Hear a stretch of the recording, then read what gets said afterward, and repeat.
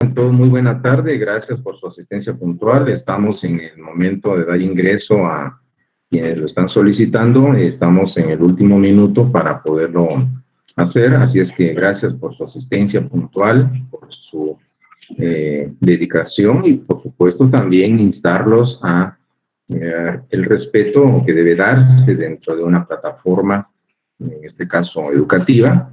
Así es que si ustedes he de comentarles, tengo habilitado el chat, puesto que es una herramienta que quienes tengan el interés realmente académico pueden utilizar realizando sus preguntas, sus comentarios exclusivamente académicos. Entonces, por ese motivo, les comento, no está deshabilitado. Voy a depositar mi voto de confianza en quienes están asistiendo a mis sesiones, porque también me parece que no es justo porque puede haber minoría que haya hecho mal uso, pero eso ya es historia, espero que no se repita. Entonces, también muchos pueden tener inquietudes y que de alguna forma la manera de poder exteriorizar sus preguntas pues será escribiéndolo en el chat. Así es de que les comento, está habilitado, no se preocupen, de alguna manera, pues claro, pues si se da un buen uso, pues creo que la seguimos utilizando. De hecho, hoy la tengo habilitada para que ustedes puedan plantear aspectos eminentemente relacionados con la clase.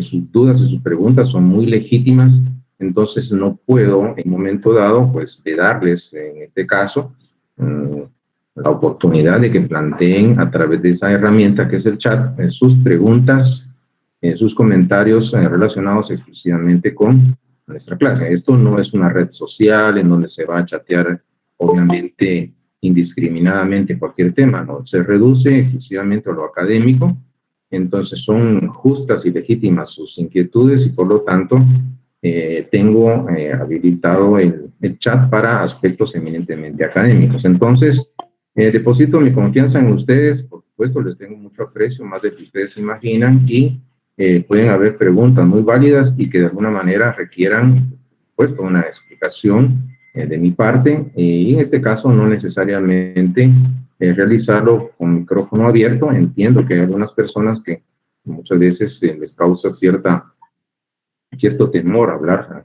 en micrófono, entonces tienen la oportunidad que les estoy dando porque estoy depositando mi confianza en ustedes y nuevamente he habilitado el chat para que puedan plantear sus inquietudes. Entonces, es una herramienta académica. Estamos ya en este momento 104 asistentes. Vamos a continuar desarrollando la temática que habíamos visto dentro de las sesiones anteriores, y por este motivo, entonces, si alguno tiene alguna pregunta o un comentario relacionado exclusivamente con la clase, pues entonces les dejo la herramienta del chat, que de alguna manera, pues, el compromiso es revisar sus comentarios y sus preguntas eminentemente académicas en esta herramienta, o bien, pues, ustedes tienen la oportunidad de abrir el micrófono para que puedan exteriorizar sus preguntas. Bueno, entonces, con 106 iniciamos nuestra actividad. En esta tarde, pues, vamos a continuar, pues, básicamente el desarrollo de un tema que pues, lo habíamos comenzado hace algunas sesiones atrás, y es el de las fuentes formales o secundarias. Tenemos entonces dos cosas. Primero, en la continuación de este tema, que de alguna manera, pues básicamente nos va a permitir, y esto es importante pues, poder comprenderlo, nos va a permitir tener solo disculpen, alguien más está solicitando ingreso, entonces nos permite tener una comprensión plena del tema relacionado con las fuentes formales o secundarias, que son las de aplicación, y en este caso, pues vamos a hablar en esta oportunidad del producto final del proceso legislativo. Bueno, entonces estamos en lo dicho, vamos a platicar en esta sesión de la ley como un producto final del proceso legislativo. Vimos las incidencias, vimos las situaciones que se pueden dar en el proceso denominado legislativo, pero ahora pues vamos a platicar de la ley. ¿Y qué vamos a encontrar acá? Por supuesto, la ley será el producto final de ese proceso legislativo. Como ustedes ven en su pantalla, pues la ley puede tener una dimensión general o puede ser especial. La generalidad o la especialidad de una ley pues va a radicar, si en dado caso, por la amplitud en cuanto a su campo de proyección, si es proyectada hacia el colectivo social.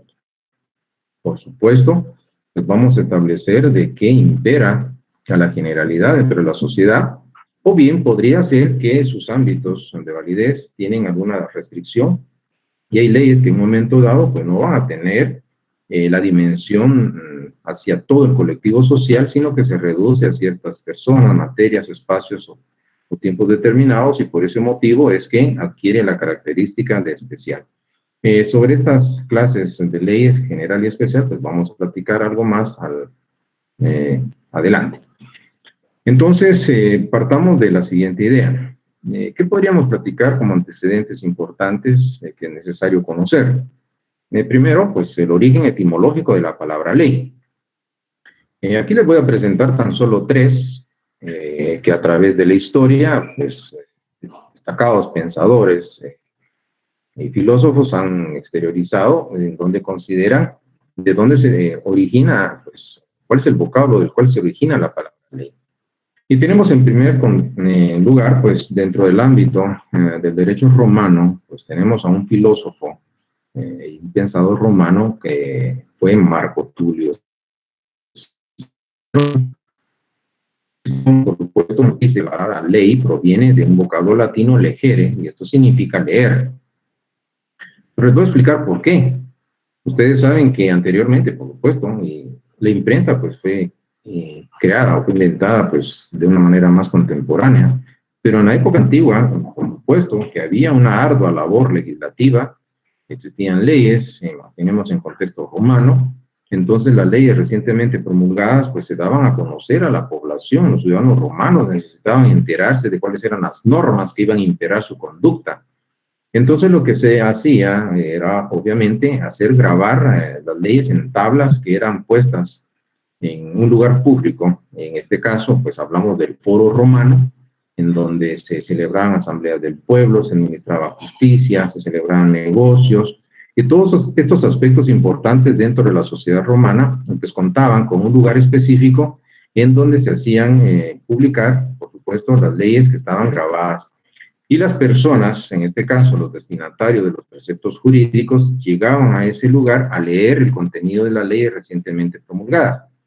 Entonces, es por eso que Marco Tulio Cicerón pues, propone que la palabra ley se deriva de esta práctica de leer que se hacía en la antigua Roma. Luego encontramos dos teólogos del pensamiento cristiano, y uno de ellos, pues, por supuesto, es una eminencia. En este caso hablamos de San Agustín de Hipona, y el otro es Santo Tomás de Aquino. En el caso de San Agustín, por supuesto, pues él nos propone de que, según él, la palabra ley proviene de este vocablo latino de ligere. El significado es elegir, y la pregunta sería, ¿por qué? Según las reflexiones de San Agustín, pues él nos dice que la ley, por supuesto, señala el camino que debemos cumplir, señala la conducta, pero es propio del sujeto destinatario del precepto elegir si cumple o no con lo normado por la ley. Y en ese contexto, entonces, estaríamos viendo de que propone pues, San Agustín que la palabra ley proviene de esta práctica. Recuerden el libre albedrío, elegir el camino del bien o del mal. Entonces depende del sujeto, y esa potestad de elección, pues dice él, de ligere, pues proviene, según él, San Agustín, por supuesto, la palabra ley. Por su lado, pues tenemos otro máximo teólogo del pensamiento cristiano, pues es Santo Tomás de Aquino. Él, por supuesto, es mucho más riguroso y drástico que San Agustín, porque podrían ustedes ver que hay como que dos polos opuestos.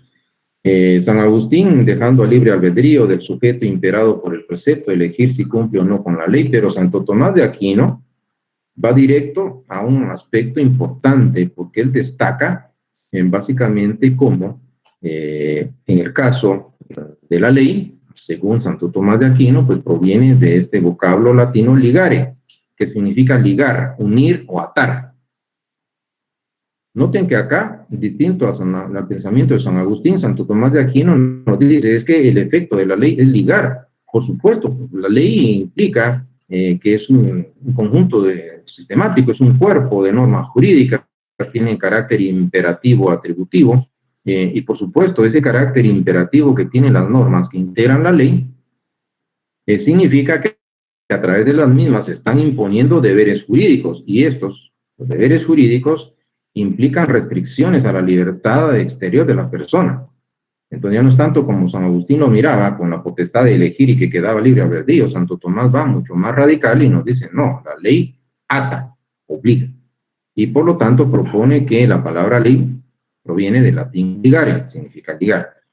Y podríamos seguir porque en la nómina me quedé corto, pero son de los tres grandes exponentes que tratan de explicar de dónde proviene cuál es el origen etimológico de la palabra ley. Entonces, lo que sí puedo anticiparles es de que la tendencia, que es generalizada, no es absoluta, por supuesto, es la de considerar el criterio propuesto por este pensador y filósofo romano, Marco Tulio Cicerón, de que la palabra ley proviene de este latín legere, que significa leer, en atención a esa práctica romana que se hacía y que anteriormente les había explicado. Si esto el tema de la etimología, claro, lo que tendríamos que ver a continuación, por supuesto, pues es una definición de la ley. Y podemos estructurar la definición de la ley con los elementos que hemos estado mencionando. Imagínense ustedes, en primer lugar, sabemos que la ley es el producto final del proceso legislativo. Por supuesto que la ley en sí misma, ustedes han leído, espero que lo estén haciendo, su ley orgánica del organismo legislativo, habrán visto por ahí la Constitución Política, la República, hemos mencionado pues, la ley del organismo judicial, entre otros textos normativos. Entonces estamos viendo de que las leyes son conjuntos, por supuesto, sistemáticos de normas jurídicas. La ley básicamente es la expresión formal que adquiere el derecho dentro de una sociedad. Entonces, esos preceptos jurídicos o esas normas jurídicas, claro, tienen una característica muy interesante y son imperativo-atributivos. Esas normas jurídicas integrantes de la ley imponen deberes jurídicos y también confieren o bien atribuyen pues, derechos objetivos. Por eso es que se dice que tienen un carácter imperatributivo. ¿Qué más podríamos platicar en torno al tema de la ley? Pues claro, si estamos en la definición, pues vamos a encontrar que esta, como producto final del proceso legislativo, integrada por un conjunto o cuerpo sistemático de normas jurídicas que presentan esas características que son de carácter imperativo, atributivo, pues también las normas jurídicas como rasgos que las distinguen, y lo vamos a ver cuando se desarrolle el tema de las normas sociales, y especialmente hablemos de las normas jurídicas, en donde vamos a definirlas, vamos a mencionar las características. Pues vamos a ver que, como anticipo, estos rasgos que distinguen a la norma jurídica, pues tradicionalmente se mencionan 4, pues yo les voy a explicar 5. Se dice que las normas jurídicas presentan la característica de bilateralidad, porque frente al titular del derecho, pues va a haber un titular del deber u obligación. Entonces son bilaterales, son exteriores. La exterioridad de una norma jurídica que forma parte de la ley es porque a través de la misma se va a normar o regular la conducta externa de las personas en sociedad. Como tercera nota distintiva de las normas jurídicas integrantes de la ley, pues se dice que estas tienen un carácter heterónomo. La heteronomía de la norma jurídica radica en el hecho de que subyace dentro de la normativa jurídica la imposición de una voluntad sobre otra. Es el querer de alguien ajeno al imperado del precepto. Aquí valdría la pena preguntar, bueno, nosotros pagamos un impuesto al valor agregado, no porque lo hayamos querido, sino que hubo un acto de imposición de una voluntad sobre la nuestra. Entonces, esto es lo que destaca la característica de heteronomía de las normas jurídicas que integran la ley. También se menciona como una cuarta característica, aquí llevamos pues por lo menos la primera, bilateralidad, exterioridad, heteronomía, una cuarta, la coercibilidad, y es porque los preceptos jurídicos, en este caso las normas jurídicas tienen, existe la posibilidad de poder hacer uso de la fuerza para constreñir u obligar a los sujetos imperados por sus preceptos. Claro, de comentarles que la mayoría de nosotros pues cumplimos voluntariamente las normas, pero en el caso que sea necesario existe la posibilidad de usar la fuerza para lograr el cumplimiento de lo ordenado o imperado por los preceptos jurídicos. Y finalmente, pues se ha dicho que como rasgo o característica que distingue las normas que integran la ley es de que ésta va a regular modos colectivos de conducta. Bueno, y podríamos seguir platicando del tema de la ley, hay tantos aspectos pues por hablar, entonces continuamos con los ámbitos de validez que nos presentan esas normas jurídicas que integran a la ley. Claro, lo que vamos a tener acá en pantalla es que los ámbitos de validez de las normas jurídicas integrantes de la ley pues van dirigidos hacia sujetos o personas determinadas, y este es su ámbito personal de validez. También las normas integrantes de la ley pues van a regular determinada materia o cierta parte del derecho objetivo o material, que es lo que vamos a platicar en la próxima unidad. Por ejemplo, hay leyes cuyas normas jurídicas son de materia penal, otras de materia civil, laboral, etcétera. Entonces, ese es su ámbito de validez material. Pero también existe un ámbito temporal de validez que va a ser el lapso o periodo de tiempo dentro del cual pues, la ley y las normas jurídicas que contempla pues, van a tener efectos obligatorios o vinculantes, que hablamos de la vigencia de la ley, y un último ámbito de validez que es el espacial o territorial. Claro, pues va a estar representado por esa parte o porción geográfica del territorio de un estado dentro de la cual la norma produce efectos vinculantes, esto es, efectos obligatorios. Luego, lo que habíamos comenzado al inicio, cuando hablábamos de las clases de leyes, pues hay leyes generales, hay leyes especiales. La generalidad o especialidad de la ley va a depender, por supuesto, de su proyección, si es hacia la totalidad del colectivo social, o bien si hay una reducción en cuanto a algunos de sus ámbitos de validez anteriormente mencionados, y por eso es que existe este tipo de disposiciones. Aquí, por ejemplo, podemos mencionar una ley general, sería el Código Penal, y una ley penal especial, pues sería la ley contra la narcoactividad, por supuesto. Entonces, así podríamos mencionar algunos aspectos relacionados con ese carácter general o especial de las leyes. Seguiríamos entonces pues platicando básicamente de estos aspectos que son rasgos que distinguen como características a la ley.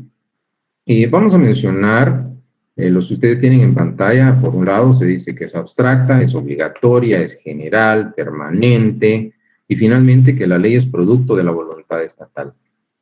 ¿Qué vamos a mencionar en torno a esta característica, la abstracción, que distingue a la ley? Si ustedes leen lo que está en pantalla y que nos dice literalmente, los supuestos normativos son meras suposiciones hipotéticas. Claro, con solo leerlo, pues, sin temor a equivocarme, pues considero que no vamos a comprender por qué.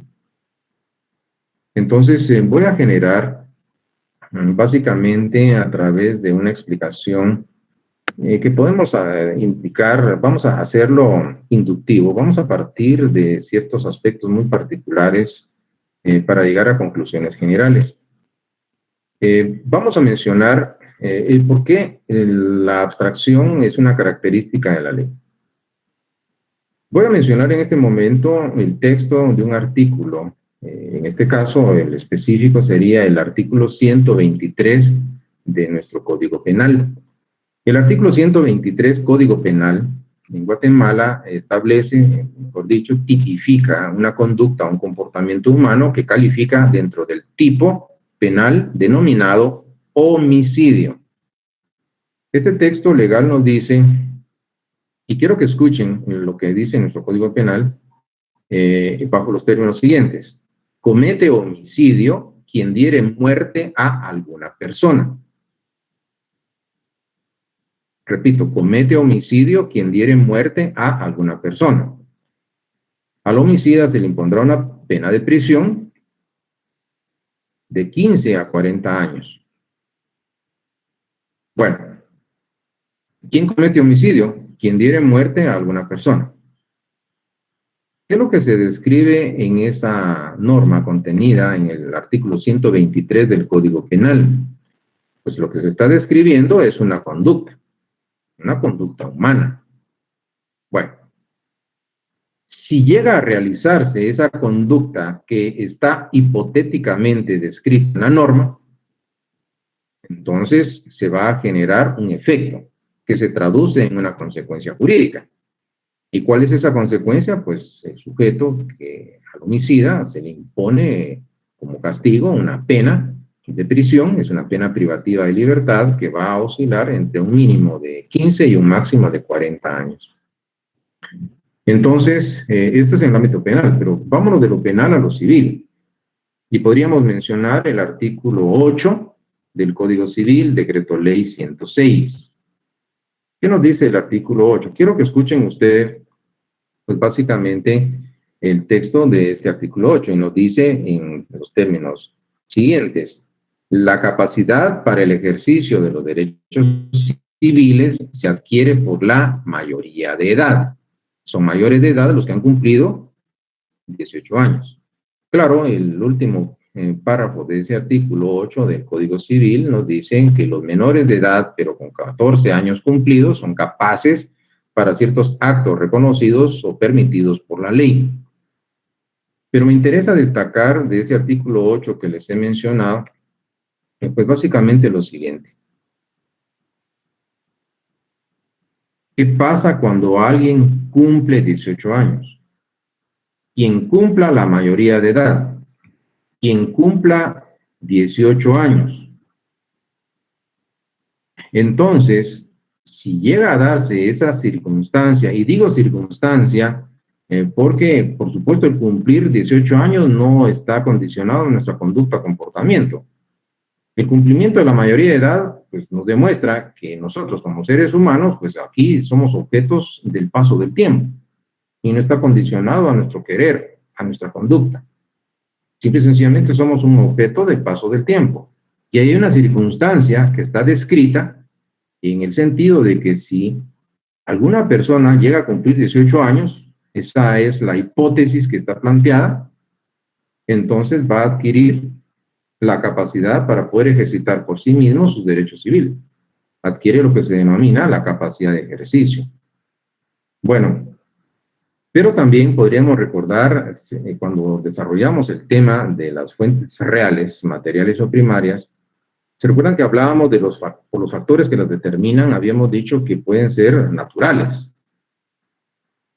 Y cuando desarrollamos el tema de los factores naturales como fuentes reales, decíamos que acá la naturaleza y sus fuerzas incontrolables, por supuesto, históricamente han provocado una necesidad de que haya una normativa jurídica y que la fuente real determina el contenido. Claro, hemos de aclarar que la fuente real per se, algunos autores dicen que tienen carácter metajurídico, porque son factores inclusive independientes del mismo derecho. Claro, va a llover, va a temblar, van a haber erupciones volcánicas, y se esté regulado o no. No podemos por decreto prohibir que llueva o decretar que llueva, o por decreto pues, permitir o impedir que haya un terremoto, una erupción volcánica. Pero en este caso, cuando hablábamos de que históricamente las fuerzas incontrolables de la naturaleza han creado necesidades sentidas dentro de una sociedad y que generan la necesidad de que haya una respuesta por parte del derecho emitiendo norma jurídica. Claro, la naturaleza no llega a las puertas del Congreso a somatarlas y a decirles aquí les traigo una iniciativa, aquí está la norma, no. Bueno, entonces, ¿por qué toco el tema? Porque en ese caso habíamos mencionado un ejemplo, por si ustedes han puesto atención y le han dado seguimiento a mis clases. En el caso del artículo 676 de nuestro Código Civil, que contempla aquella institución que se denomina abulsión. Cuando comience a mencionar, se van a recordar a ustedes en qué consiste. Y decía en ese texto, cuando la corriente de un río, arroyo o torrente segrega o arranca una porción conocida de terreno y la transporta hacia las heredades inferiores o fronterizas, lo dejo hasta acá. Para preguntar, y por supuesto ustedes mentalmente lo que van a hacer es responder y no abrir el micrófono. Entonces, ¿qué se está describiendo en ese artículo 676 del Código Civil? En primer lugar, no es una conducta humana o comportamiento del hombre. Tampoco está haciendo referencia a una circunstancia, sino que lo que está haciendo es describir hipotéticamente un acontecimiento o fenómeno natural, que en el caso de llegarse a producir va a generar consecuencias. Entonces, la abstracción como característica de la ley radica básicamente porque cuando ustedes se han dado cuenta, en una norma podemos encontrar quien hiciere esto, quien hiciere lo otro, cuando ocurra esto, o si la naturaleza provoca esto. Lo que se hace es describir hipotéticamente conducta humana, acontecimiento, fenómeno natural o circunstancia, que solo en caso de llegarse a producir van a generar un efecto que se traduce en el surgimiento de consecuencias jurídicas. Y va a ser abstracta en el sentido de que vamos a encontrar muchas veces normas en donde están previstos en los supuestos jurídicos normativos conductas humanas, acontecimientos naturales o circunstancias, y esa ley entró en vigencia hace 10, 15, 20 o 30 años, y a la fecha no se ha realizado todavía esa conducta, ese acontecimiento natural o circunstancia, que sí está previsto hipotéticamente en una norma, y está en abstracto. En el momento mismo en que se llegue a generar o producir un hecho o acto jurídico, que lo explicaremos en el próximo semestre, se constituyen en las dos vías de realización, materialización o concretización de los supuestos normativos. En ese momento dejará de ser un simple supuesto en el plano abstracto para ser ya básicamente un supuesto realizado. Ya es un hecho concreto. Y si se da esa causa, esto es, si se realizó el supuesto, necesariamente se produce el efecto que se traduce en el surgimiento de consecuencias jurídicas. Entonces, la abstracción como característica de la ley es básicamente por esa estructura lógica en donde encontramos conductas humanas, encontramos acontecimientos o fenómenos naturales o circunstancias hipotéticamente planteados y están previstos. Y podría ser que hace 15, 20, 30 años la ley entró en vigencia y todavía no se ha realizado esa conducta que está prevista, esa circunstancia que está prevista, o bien ese fenómeno natural que está previsto, pero está en abstracto. Obligatoria. Esta característica de la ley, la obligatoriedad, la vamos a vincular, por supuesto, con la última que aparece en la pantalla, porque se recuerdan que por definición habíamos dicho de que la ley, por supuesto, integrada por un conjunto sistemático de normas jurídicas que tienen un carácter imperativo atributivo, imponen deberes jurídicos, entiéndase obligaciones, y atribuyen derechos. En este caso les vamos a denominar derechos subjetivos, y lo que voy a explicar en la próxima, en el próximo módulo. Entonces, su observancia es ineludible. Hay un principio general del derecho plasmado, por supuesto, en nuestra Constitución política, lo podemos ver en la ley del organismo judicial. Lex dura lex, la ley es dura, pero es la ley. Por supuesto que ese carácter imperativo que tienen las normas que integran la ley, nos dicen de que van a imponer deberes jurídicos, y los deberes jurídicos, por supuesto, vamos a encontrar de que hacen referencia a la restricción de la libertad exterior de una persona, que implica, por supuesto, el cumplimiento de una obligación, consiste en la observancia de un mandato que de alguna manera, de no llegar a cumplirse, de no cumplir con esa obligación impuesta por la ley, puede constreñirse al sujeto imperado u obligado por el precepto, inclusive hacerla por la fuerza, para dar cumplimiento a esa a ese mandato contenido o derivado en una norma jurídica contenida en ley. Y esto es lo que destaca el carácter de obligatoriedad que presenta como característica la ley. La generalidad, pues ya habíamos platicado, por supuesto, vamos a establecer de que la regla general es que las leyes van a tener un campo de proyección hacia todos los habitantes que integran la población de un estado. Claro, pueden haber leyes especiales, pero son excepcionales, pero la generalidad, la abstracción, la obligatoriedad, pues hemos visto que son características de la ley. Luego aparece la permanencia, porque son permanentes las leyes. Claro, aquí tenemos que recordar el tema que les expliqué en cuanto a las clases o formas de vigencia. La regla general es que la mayoría de las leyes tienen una clase de vigencia o forma de vigencia indeterminada. Si ustedes recuerdan en lo que expliqué cuando hablaba de qué es una ley, tiene una vigencia indeterminada, pues son aquellas leyes en donde únicamente conocemos un momento, una fecha, y esta va a ser la fecha en que inicia su fuerza obligatoria, pero no se establece la fecha en que la misma deja de ser obligatoria. Claro, estas leyes, cuya clase de vigencia es indeterminada, son permanentes. Claro, permanente no es sinónimo de eterno. ¿Se recuerdan que les decía eternas las leyes naturales? La permanencia la vamos a relacionar o vincular con esa clase de vigencia indeterminada. Entonces, por ejemplo, tenemos un código civil que acabamos de citar, que data de los inicios de la década de los años 60 del siglo pasado, ya tiene varias décadas de estar en vigencia porque en caso del Código Civil tiene una vigencia indeterminada y es la regla general. Producto de la voluntad estatal. ¿Qué significa esto? Esto significa entonces que esa ley pues va a derivar de la participación de órganos que tienen el poder y por lo tanto están facultados para poder crear normas jurídicas. Y producto de la voluntad estatal. Podría pasar por alto, pero me interesa realizar un ejercicio con ustedes, porque de alguna manera esta característica última pues tiene una connotación dentro de una perspectiva ius filosófica y va a ser la siguiente.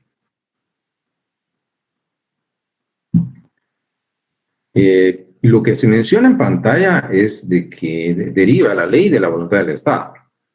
Y este tiene un sello, un tinte eminentemente del positivismo jurídico. Y por supuesto, reconocer a la ley como derivada de la voluntad del Estado y fuera de esa voluntad, pues no darle reconocimiento a la ley. Pues entonces, este es un enfoque positivista.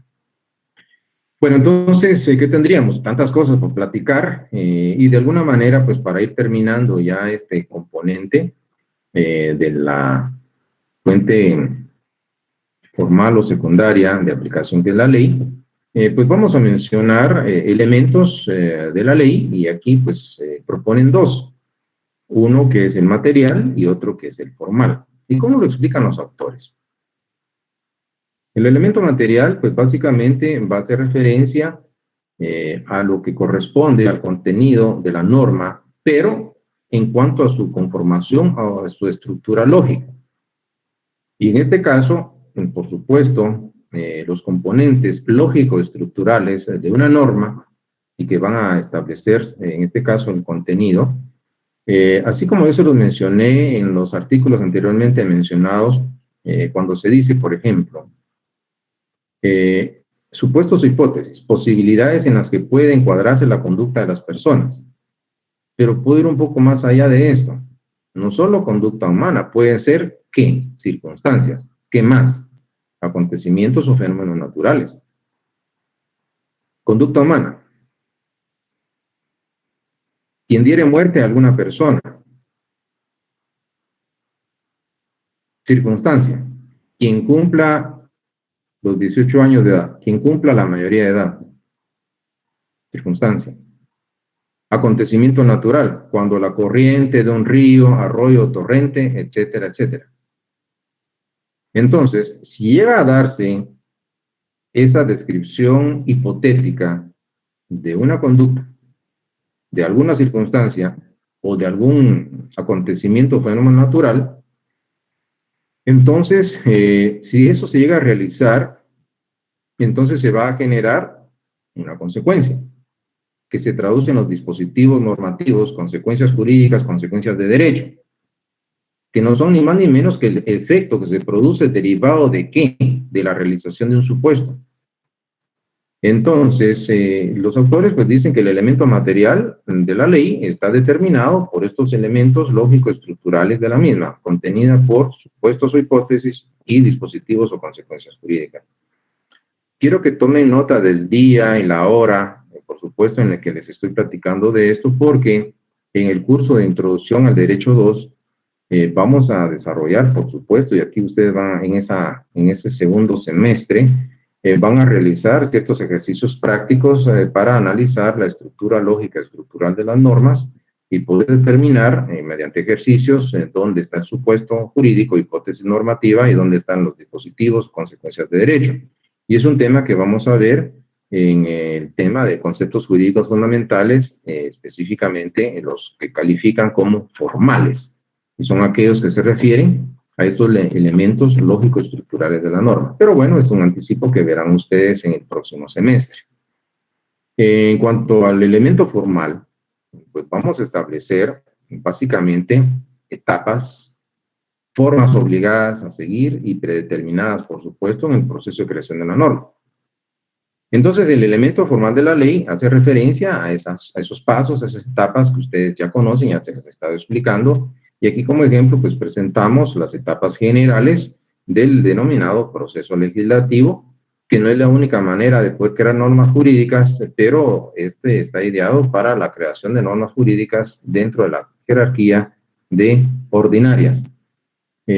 Vamos a establecer entonces lo siguiente, podríamos ir platicando, hay tanto por mencionar en esta tarde, y por lo tanto estaríamos acá, pues básicamente terminando las fuentes formales o secundarias, unas de creación-formulación, que era el proceso legislativo, y otra que es esta, la ley como fuente formal o secundaria de aplicación.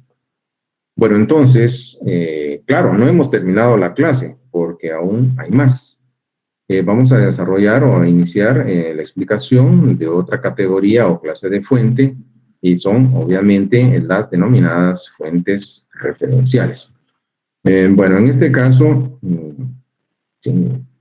interesante, está vacío el chat, pero no se asusten. Si ustedes tienen duda, miren, no les voy a vedar, les permito que puedan ustedes en este caso, pues, en este caso, generar estos aspectos. Pero vamos a ver por acá lo siguiente. Bueno, establezcamos esta situación. Vamos a ver en esta, ya está habilitado. Vamos a ver entonces las fuentes de carácter referencial, son las que a continuación les voy a explicar. Veamos. Bueno, entonces, bajo ese término, tendríamos las fuentes denominadas referenciales. Vamos a platicar básicamente de lo siguiente, y como una aclaración previa. Hace algunos años, y vaya, si son varios años atrás, se generó una comisión integrada, por supuesto, por profesores del claustro de Introducción al Derecho, dentro de las cuales pues su servidor participó. Se generó pues una serie muy interesante, y cuando se tocó el tema de las fuentes del derecho, hubieron algunos criterios para poder tratar de generar modificaciones a nuestro programa oficial de curso. De esa manera, les comento, vieron algunos autores, algunos profesores que abogaban por quitar del tema de las fuentes del derecho la doctrina, por ejemplo, que podría ser en un momento dado, argumentando, y por supuesto fue muy respetable y atinada la participación, que era de que la doctrina, por supuesto, más que una fuente creadora de norma, pues podría en un momento dado generar de alguna forma solo una fuente de conocimiento de lo jurídico. Solo un paréntesis, disculpe, Carlos Alberto Arias, veo que tiene activado su micrófono. ¿Sería tan amable de desactivarlo, Carlos Alberto Arias, por favor? En un dado caso, pues veo que está activado su micrófono.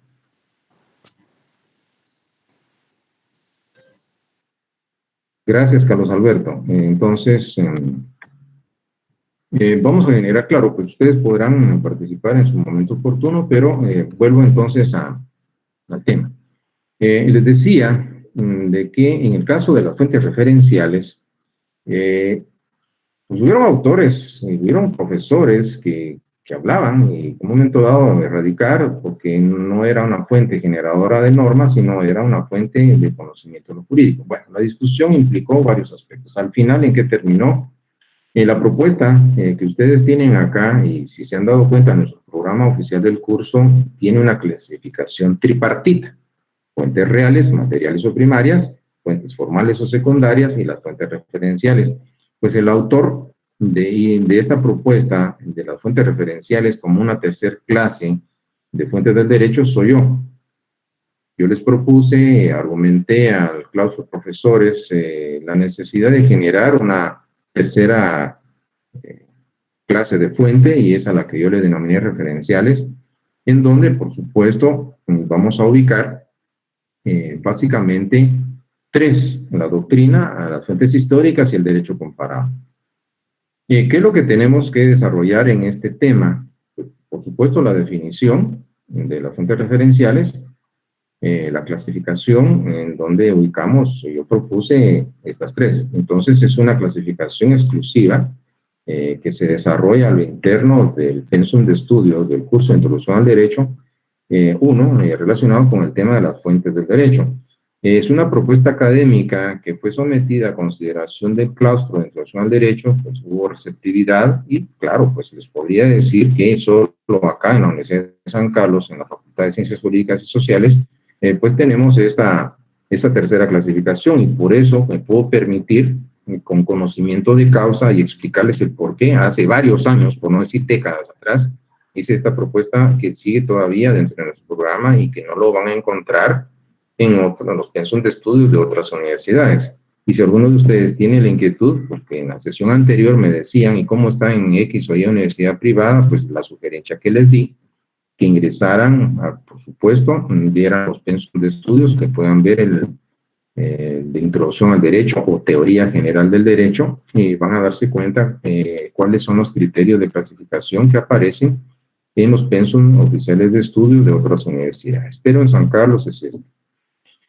Bueno, entonces, ya comentándoles esta situación, que es obviamente académica, es de alguna manera una propuesta y es la que tenemos que explicar. ¿Se recuerdan cuando desarrollamos, desde el momento en que se inició el segundo módulo, las fuentes del derecho? Pues platicábamos de alguna manera, y se recuerdan ustedes, si han puesto atención, y espero que sí, que hasta había una foto de un lugar paradisíaco, me encanta, Semuc Champey. Entonces, cuando ustedes pues vieron la foto y platicábamos de la fuente, entonces hablar de ese lugar del cual brota de las profundidades de la tierra el agua que surte o nutre el cauce del río, entonces se establecía metafóricamente se hacía esa comparación. Pues la palabra fuente deriva de una expresión latina, fons, fontis, en su acepción propia, y que dicho es un sustantivo femenino. El significado específico es manantial de agua que brota en la tierra. Ahora bien, resulta que la fuente, autores de la talla de Claudette du Pasquier, que en un momento dado pues nos dicen, al igual que las aguas brotan de las profundidades de la tierra, de una forma similar, las fuentes del derecho, las fuentes jurídicas, hacen referencia a normas que están emergiendo de la profundidad de la vida social. De algún lugar se genera esa normativa, brotan esas normas, y es a lo que suele denominarse las fuentes del derecho, hablando en la acepción de fuentes productoras de normas jurídicas. Bueno, entonces, como un marco teórico, conceptual o previo, pues desarrollamos estas ideas, y necesito establecer o determinar en esta presentación, que tiene una proyección integradora de lo que hemos estado tratando de explicar a través de estas sesiones. Entonces, claro, hemos de mencionar que la creación de la norma jurídica en sí misma es un intrincado y complejo proceso, en donde, por supuesto, esas normas que van a engrosar y van a integrar a los ordenamientos jurídicos de los estados, pues hay diversos aspectos o factores que se van a conjugar, hay una convergencia de diversos elementos que participan. Noten lo que voy a hacer. Por un lado, hay ciertos componentes, ciertos factores que van a ser determinantes del contenido de las normas. ¿Esto qué significa? Que hay ciertos aspectos inclusive que tienen carácter metajurídico porque son ajenas al mismo derecho, como factores naturales, factores políticos, científicos, tecnológicos, etcétera, que lo que hacen es impactar dentro del colectivo social, crean una necesidad que es sentida de que haya una regulación apropiada. Pueden haber fuerzas incontrolables de la naturaleza, terremotos, huracanes, sequías, etcétera, o pandemias, lo que ustedes puedan imaginar. Entonces, o factores económicos o políticos que impactan y la necesidad está urgida, la sociedad está urgida de que haya normativa al respecto. Fuentes reales. Eso es por un lado. Pero por el otro lado también vemos algunos factores, aspectos que lo que hacen es señalar o establecer etapas, pasos, formas que no solo son obligadas, sino también son predeterminadas a seguir en la creación de las normas jurídicas y también en la expresión final que adquieren esos procesos que se traducen en las normas jurídicas derivadas de los mismos. Fuentes reales, por un lado, y aquí ya mencionamos las fuentes formales de creación, formulación y de aplicación, hablar de los procesos en sí mismos, hablar de los productos finales de esos procesos. Y por último, para integrar esta visión inicial, vamos a establecer, y claro, y no porque sean últimos, pues van a restarse la importancia. También se utilizan dentro de la génesis de la normativa jurídica las denominadas fuentes referenciales. Y es acá en donde necesito que ustedes fijen su atención para que comprendan de por qué sean estas fuentes referenciales. Ahora, vamos a establecer que las fuentes referenciales o fuentes de referencia se les denomina de tal manera, con ese calificativo o adjetivo de referenciales, por el rol o el papel, la función o misión que éstas están llamadas a desempeñar, porque las fuentes referenciales en sí mismas, ¿qué constituyen? Elementos, factores, criterios que por un lado pueden ser indicativos e informativos, proporcionan antecedentes, esto es conocimiento, información, datos de contenido jurídico, que pueden, esto es importante, pueden ser utilizados. ¿En dónde? En el proceso de creación de las normas que integran un ordenamiento jurídico. Pueden ser. Ahora, y ustedes se preguntarán ¿por qué? Porque estas fuentes son auxiliares, son coadyuvantes. Y me parece entonces necesario explicar el por qué. Bueno, entonces voy a partir primero de un ejemplo. Imagínense ustedes, ya saben, porque son elementos previos que les he explicado a través de estas sesiones, de que ustedes saben quiénes tienen iniciativa de ley. Al tenor del 174, ya saben qué personas, instituciones u organismos de Estado tienen esa potestad. Entonces, lo que ocurre acá, básicamente, es lo siguiente. Imagínense ustedes alguna persona, organismo de Estado o institución, se percata de que dentro de la realidad social, esa realidad objetiva, pues se están dando factores naturales, económicos, políticos, etcétera, fuentes reales, impactan, golpean y crean una necesidad sentida dentro de la sociedad de que haya una adecuada respuesta por parte del derecho, emitiendo las normas jurídicas para regular situaciones en donde se involucran intereses eminentemente jurídicos. Entonces, la idea es, como tienen iniciativa, la respuesta es crear norma para responder y paliar esa necesidad sentida en la sociedad.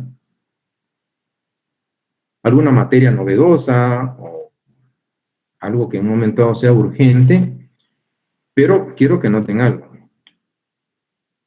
van a preparar, obviamente, un anteproyecto de ley. Antes de someterlo a consideración del Congreso, es un anteproyecto. Entonces hay que crear, el anteproyecto es una especie de borrador. Tienen que crear cómo queda la norma.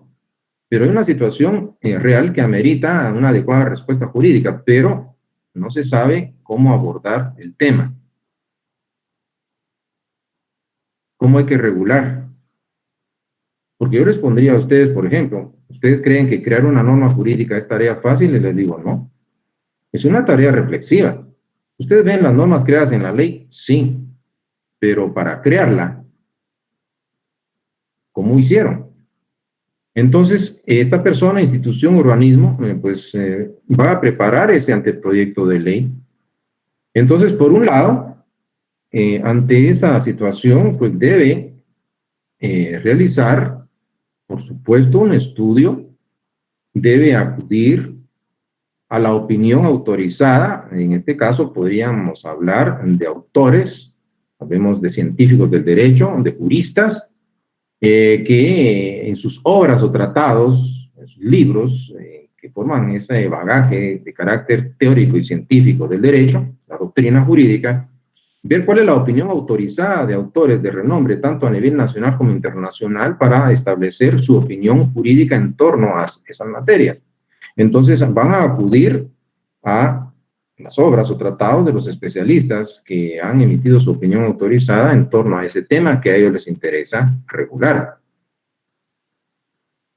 La otra situación que pueden hacer también, si la doctrina les va a ilustrar y les va a dar una visión integradora o totalizante, un criterio científico, pues también pueden recurrir a antecedentes legislativos.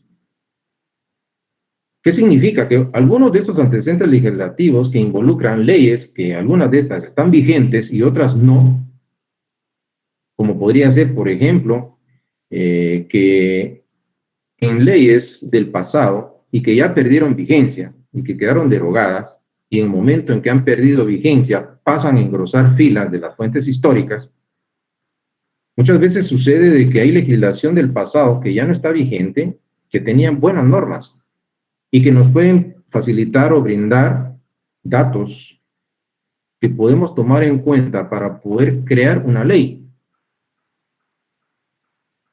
Pero también podría ser que ese ponente, persona, institución, organismo de Estado, vuelva la mirada hacia el exterior y lo que pretende es hacer una revisión, por supuesto, comparativa, de cómo en otros estados normativa vigente contenida en leyes que tienen vigor están regulando esa situación. Entonces, ver cómo lo regula España, cómo está regulado ese tema en México, en Estados Unidos, en Brasil, etcétera.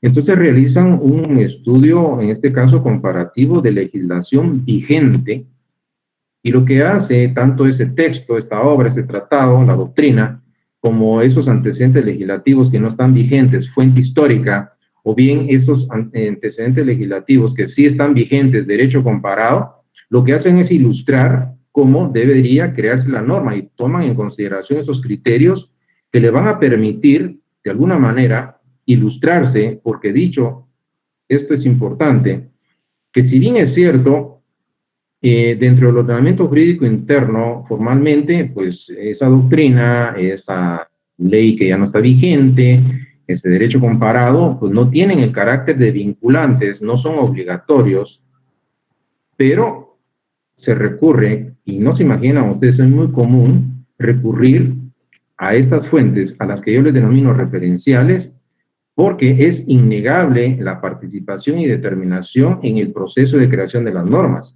Por supuesto, los ponentes que van a ser diputados o los demás entes de organismo del Estado, teóricamente, por supuesto, pues se supone que el diputado va a estudiar, que dicen autores de renombre, puede generar un análisis en comparativo de normas vigentes en otros estados y ver qué elementos de juicio le pueden servir para aplicarlos a la ley guatemalteca.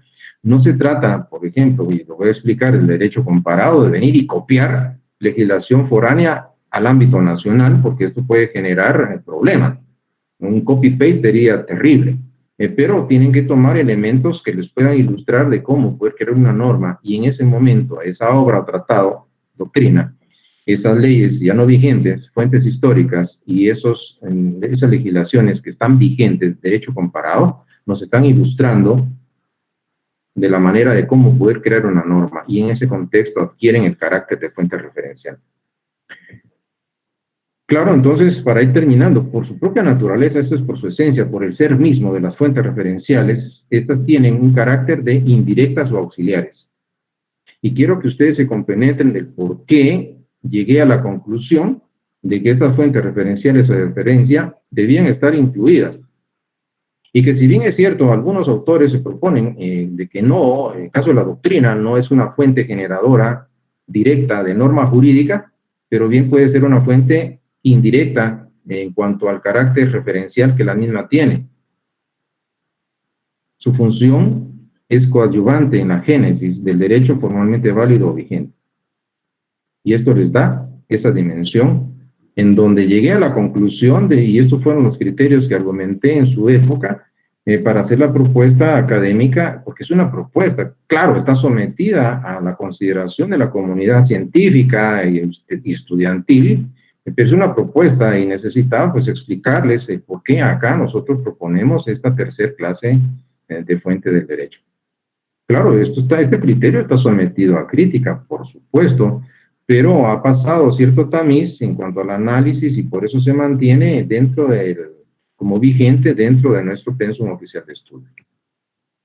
Claro, ya para ir terminando, por supuesto, ya entendieron, espero que hayan tenido ustedes la idea de por qué son referenciales.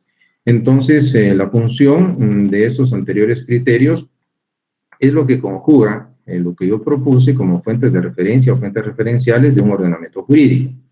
¿Y qué es lo que vamos a ubicar dentro de esa clasificación? Pues vamos a ubicar estas tres: la doctrina, las fuentes históricas y el derecho comparado.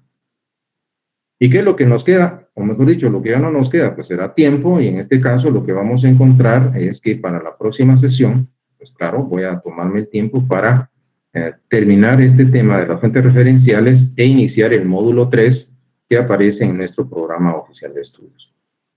Bueno, entonces, ¿qué tendría que hacer con ustedes? Pues claro, pues tendría que volver acá con ustedes y claro, pues determinar de alguna forma algunos componentes o elementos importantes.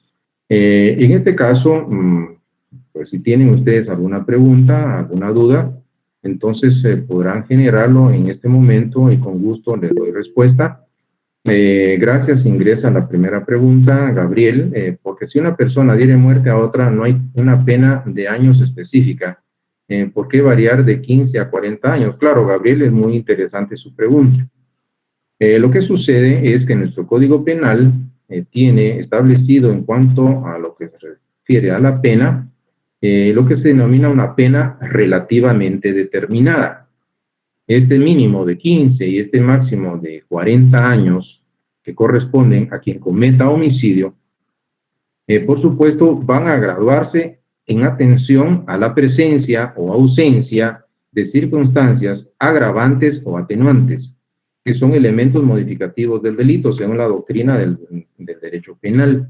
Entonces, bajo este aspecto, claro, Sergio responde, depende de la magnitud del delito.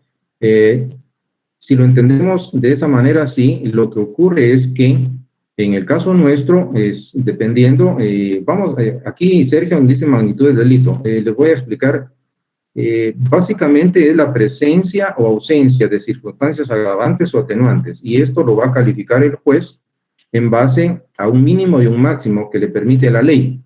¿Por qué va a aplicar una pena mínima? Porque hay circunstancias atenuantes. Claro, el hecho está cometido, pero hay ciertos elementos que son atenuantes. Esto significa que van a bajar la intensidad o gravedad del delito. Pero pueden haber elementos, en un caso agravantes, que lo que hacen es que llevan a la convicción al juez de poder imponer una mayor pena y que podría llegar a los 40 años. Porque alguno preguntaría, pues si es el mismo delito, homicidio, ¿por qué a uno lo condenaron a 15 años y por qué a otro lo van a condenar a 40? Eso va a depender de la presencia de estos elementos o circunstancias modificativas del delito que son las circunstancias atenuantes y agravantes, y lo van a ver en su tercer semestre en el curso de Derecho Penal. Si en el estudio de una ley en otros países, si esta es ineficiente, ¿qué pasa? Bueno, pregunta Orlando, si en el estudio de una ley en otros países, y bueno, y esta es, bueno, déjenme interpretar un tanto la pregunta. Imagínense ustedes que un legislador quiera promover una iniciativa de ley y no quiera trabajar, y lo único que va a hacer es copiar una ley foránea o extranjera para aplicarla en Guatemala, sin percatarse de si en el lugar de origen esta ley, pues por supuesto, en un momento es funcional, es práctica, entonces estaría básicamente pues cometiéndose una barbaridad legislativa. Entonces, lo que hay que hacer, por supuesto, es que en el derecho comparado, claro, se necesita establecer cuáles son los mejores elementos o componentes que podemos tomar como referencia para poder crear una norma dentro del contexto del derecho interno, dentro del derecho nacional. Cuando se abusa del derecho comparado, en el sentido que yo les expliqué, copiar leyes foráneas y aplicarlas al contexto guatemalteco sin tener tan siquiera la más mínima idea de la repercusión que pueda tener cada ordenamiento jurídico en cada pueblo que regula la conducta, hay idiosincrasia, hay valores, hay aspectos culturales que deben tomarse en consideración. Entonces esto puede generar de alguna manera problemas dentro del contexto social. Y podría mencionar, imagínense ustedes que alguien quiera copiar una ley en un país extremadamente liberal y que lo quieran aplicar al contexto del ordenamiento social guatemalteco en su dimensión jurídica. Esto va a generar, por supuesto, un escozor, va a haber en un momento dado un rechazo, porque hay países cuya legislación es muy moderada, es conservadora, y hay otros países que tienen una legislación mucho más liberal, y esto puede generar un conflicto. Entonces, y no se trata de que unos sean mejor que otros, simple y sencillamente son aspectos netamente culturales. No sé si logran captar esto, pero imagínense en el caso de Guatemala, hay tantos temas que podría alguien decir, bueno, vamos a ponernos a nivel de las sociedades del primer mundo, sociedades desarrolladas, extremadamente liberales, si quieran aplicar una ley extremadamente liberal en Guatemala, pues van a encontrar detractores, va a haber oposición, por supuesto, pero en ese contexto podría darse esa situación. ¿A qué se refiere la sustentación teórica? Pregunta Melanie. Pues es la doctrina, la teoría, es básicamente la teoría del derecho. Por supuesto, esto es importante que ustedes, y quiero, con lo que he estado haciendo en estas sesiones virtuales con ustedes, desarrollar básicamente una actitud frente al estudio del derecho. Cuando ustedes estudien derecho, deben, en primer lugar, en la argumentación y la contraargumentación, esto es importante, que ustedes deben argumentar desde el punto de vista legal, desde el punto de vista doctrinario, y aquí es en donde entra la doctrina, porque básicamente ustedes podrían escuchar a alguien que solo recita la ley, pero no es capaz tan siquiera de emitir una opinión doctrinaria, esto es dentro de la teoría científica del derecho en torno a la institución.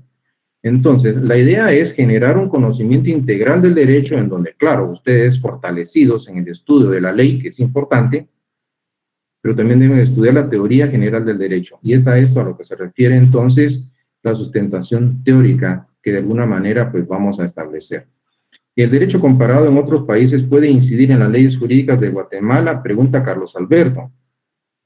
Incidir directamente no, pero si en un momento dado viene algún ponente de alguna iniciativa de ley y se inspira en una norma foránea y la quiere implementar en el ordenamiento jurídico guatemalteco, tendrían que seguirse las etapas del proceso legislativo, y eso va a depender de que si hay una aprobación y, por supuesto, entra en vigencia luego de establecerse las etapas o fases obligadas en el proceso de creación del derecho en Guatemala.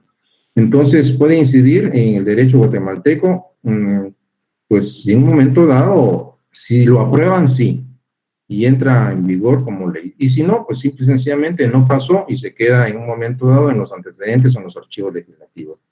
¿Qué relación puede tener la pena de muerte con la fuente referencial?